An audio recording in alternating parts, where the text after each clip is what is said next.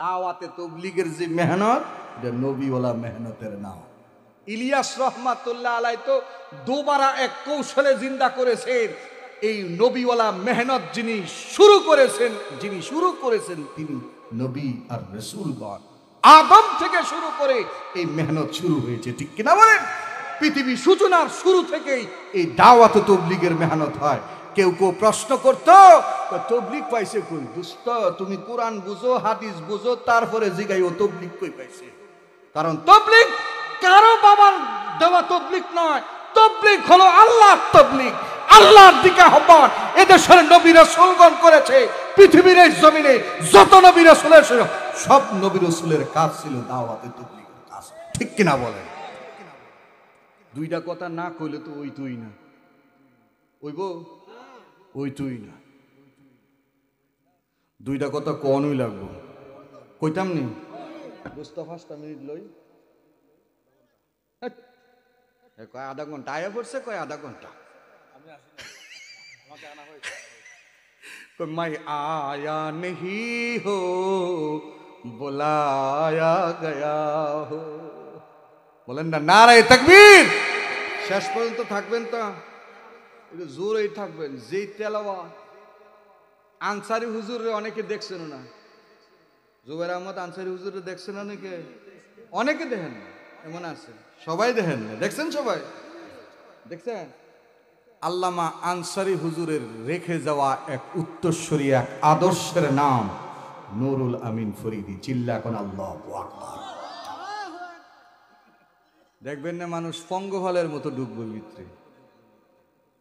আল্লাহ কবুল করুক, আমিন কর। একটা কথা না কইলেই নয়, যেটা কইতেছিস খেয়াল করেন। আজকে আমাদের সমাজে কিছু মানুষ আছে তবলিগরে মনে করে আমার বাপের, কথা কয় না, কথা কয় না। তবলিগ মনে করে আমার দাদা, তবলিগ মনে করে আমার উমুকের। না, তবলিগ কার? আর আওয়াজ দিয়ে বলেন কার? আল্লাহর তবলিগ, আল্লাহর দ্বীন, আল্লাহর ধর্ম। এই ইসলামকে টিকিয়ে রাখার জন্য দাওয়াতে তাবলীগ এসেছে। সব নবী রাসূল করেছে, নবী রাসূলগণ জীবন দিয়েছে, নবী রাসূলগণ আঘাতে ক্ষতবিক্ষত হয়েছে, উলামায়ে কেরামও আঘাতে জর্জরিত হয়েছে, ঠিক কিনা বলেন? এখন কথা হইল,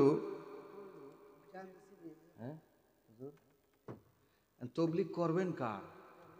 কন্যা কার? জোরে কন্যা কার? কয় আমরা উমুকের তবলীগ করি, উমুকের তবলীগ না, তবলীগ কার? মনে রাখবেন, এই তবলীগে এখন কিছুটা ফাটল হয়েছে না? আরে কথা না, ফাটল হয়েছে না? এটা হওয়ার একটা কারণ আছে তো, হওয়ারও একটা কি আছে, কারণ আছে। কারণটা বলি শোনেন।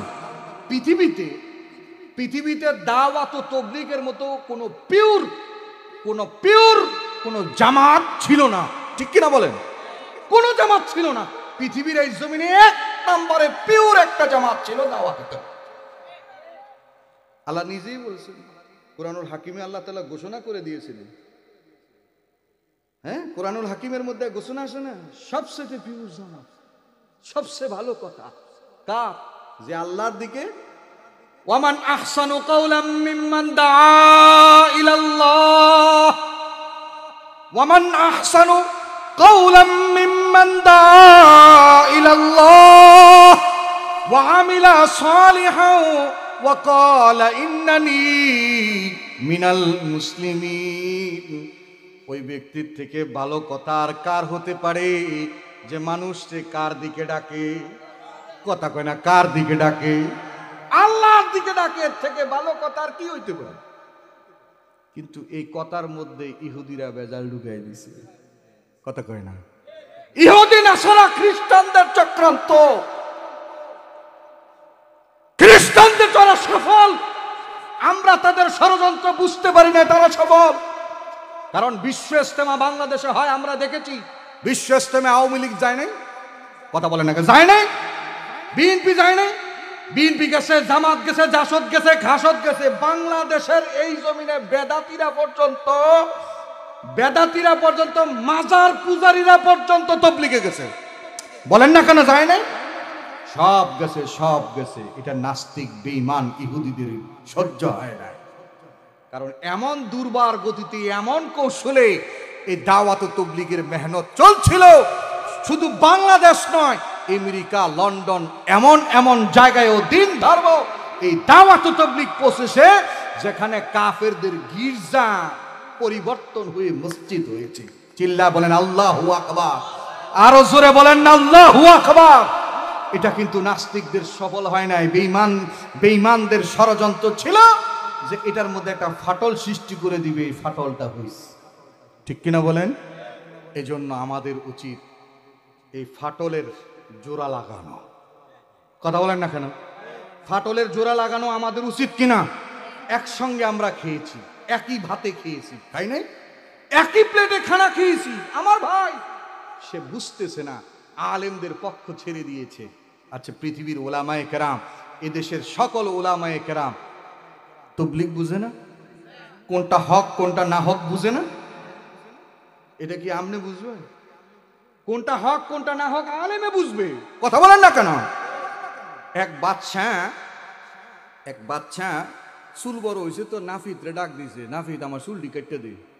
আর নাফিতে হেরে চুল কাটছে, পছন্দ হয়েছে বাচ্চার। সকালবেলায় সব নাফিতরে ডাক দিছে, সব নাফিতরে ডাক দেয়া কইছে আমার চুল যেই নাফিতে কাটছে এই নাফিত হইল এলাকার শ্রেষ্ঠ নাফিত। এখন আরেক নাফিতে কয়, দেখছ বাদশার চুলের যে কাটিং এর মধ্যে যে কোনটা ভুল হইছে এটা কি বাদশায় বুঝবো না আমরা বুঝবো? কথা কয় না। বাদশায় বুঝবো না আমি নাফিতে বুঝবো? আরেক নাফিতে বুঝবো। যে চুল কাটে সে বুঝবে যে তার চুল কাটায় কি ভুল ছিল। কথা কয় না। এটা বাদশা বুঝবে না, কারণ বাদশার চুল কাটার জ্ঞান বাদশার কাছে নাই। এই চুল কাটার জ্ঞান আছে নাফিতের কাছে। মনে রাখবেন, ইসলামের কোন জায়গায় ক্ষতি হচ্ছে, কোনটা হক কোনটা না হক, কোনটা সত্য কোনটা মিথ্যা, কোনটা ইসলামের সঙ্গে সম্পর্ক, কোনটা ইসলামের সঙ্গে সাংঘর্ষিক, কোনটা হাদিস বিরোধী কথা, কোনটা রাসূল বিরোধী কথা, কোনটা আল্লাহ বিরোধী কথা, তোমার চোখ দিয়ে বুঝবা না, আলেমের চোখ লাগবে, ঠিক কিনা? আরেকটা উদাহরণ, এই উদাহরণ দিয়ে আমার বয়ান শেষ। আরেকটা উদাহরণ শোনার ধৈর্য আছে তো? আরেকটা উদাহরণ, এক মহিলার ছেলে ছিল তিনটা। কয়টা? একটা হলো মাস্টার, একটা কন্ট্রাক্টর, আর একটা হলো ডাক্তার, আরেকটা ডাক্তার। কয়টা? তিনটা। মায়ের পেটের মধ্যে হয়েছে পাথর। মায়ের পেটে হয়েছে কি? পাথর। অনসেই ফোলা মাস্টার কয় দেখি মার কোনটায় পাথর হয়েছে। এক্সরে রিপোর্ট নিয়ে আয়নার সামনে ধরছে, আমি তো দাড়ি কমা সবই ভুল ধরতারি। কথা কয় না। দাড়ি কমা তো সবই আমি ভুল ধরতে পারি, দেখি তো মার পেটে কোনটায় পাথর। এই বেড়ায় এক্সরে রিপোর্টটা উফের ভাই তুইলা চায় খুঁজা কয় না পাথর তো নাই। পাথর আছে হে দেহে না। কথা কয় না। কথা বলেন ঠিক না? এইবার ইঞ্জিনিয়ার কন্ট্রাক্টর যেটা, কন্ট্রাক্টরে কই এত বড় বড় পাথরের কাম করি, মার পেটে কি পাথর হয়েছে এইটাই যদি আমি না বুঝতে পারি তাহলে আর কেমনি দেখি আমি দেখি। এইবার বেটা কন্ট্রাক্টর যেটা এইবার এক্সরে রিপোর্টটার উপরের দিকে তুলছে, দেখি তো খুঁজা মুজ্জা দেখে যে না কোনো পাথর তো নাই। পাথর নাই না হ্যাঁ চোখ নাই, পাথর নাই না চোখ নাই।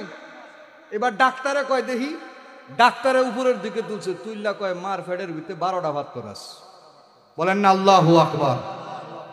ডাক্তার কেন বুঝলো? ডাক্তারের কাছে ওই এক্সরে রিপোর্টের মধ্যে যে পাথর আছে ওই পাথরের জ্ঞান ডাক্তারের কাছে আছে। কথা বলেন না কেন? মনে রাখতে হবে, ইসলামের জ্ঞান, কোরআন সুন্নাহর জ্ঞান আলেমের মধ্যে যা আছে তোমার কাছে তা নাই। কারণ ভালো করে বুঝবেন, যেমনি ভাবে একজন মাস্টার মায়ের এক্সরে রিপোর্ট দেখে যেইভাবে বুঝতে পারে নাই পাথর আছে না নাই, কন্ট্রাক্টর যেভাবে দেখা এক্সরে রিপোর্ট দেখা বুঝতে পারে নাই মায়ের পেটের পাথর আছে কিনা, ডাক্তার বুঝে ফেলেছে। মনে রাখবেন, আলেম বুঝতে পারবে ইসলামের হক কোনটা না হক কোনটা, ঠিক কিনা? কারণ তার কাছে এলেমের চোখ আছে, নবুয়তের চোখ, ঠিক কিনা বলেন? আল্লাহ বুঝার তৌফিক দে। আমিন কোন জোরে কোন আমিন। আমরা শ্রেষ্ঠ